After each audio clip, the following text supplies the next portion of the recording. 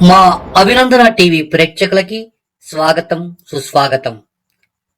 త్వరలో నందమూరి బాలకృష్ణ యొక్క డాకు మహారాజ్ చిత్రం విడుదల కాబోతున్న సంగతి మనందరికీ తెలుసు.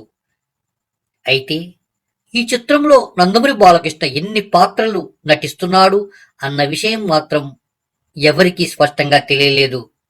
కానీ మన యువ దర్శకుడు రోజుకొక అంశాన్ని సోషల్ మీడియా ద్వారా వదలటం వలన ఇప్పుడు మనకు తెలిసినటువంటి సమాచారం ప్రకారం డాకు మహారాజ్ చిత్రంలో నందమూరి బాలకృష్ణ 3 పాత్రలు నటిస్తున్నట్లు మనకు తెలుస్తున్నది.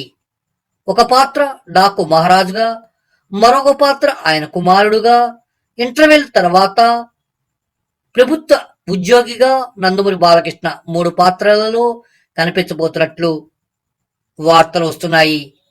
ఈ విషయాన్ని సోషల్ మీడియా ద్వారా యువ దర్శకుడు బాబీ తెలియజేయటం జరిగింది.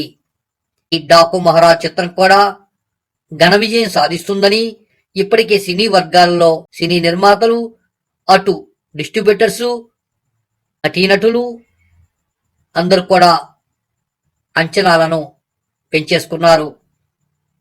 మరో ప్రక్క అభిమానులంతా కూడా ఈ చిత్రం ఘన విజయం సాధిస్తుందని డంకా మోగించేస్తున్నారు.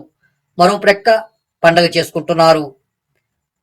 ఏది ఏమైనా వచ్చే సంవత్సరం జనవరి 12వ తేదీన రిలీజ్ కాబోతున్నటువంటి డాకు మహారాజ్ చిత్రం ఘన విజయం సాధిస్తుందని మాత్రం మా అభినందన టీవీ తెలియజేస్తున్నది. నందమూరి అభిమానులందరికీ కూడా నూతన సంవత్సర సంక్రాంతి శుభాకాంక్షలను తెలియపరచుకుంటున్నది మా అభినందన టీవీ.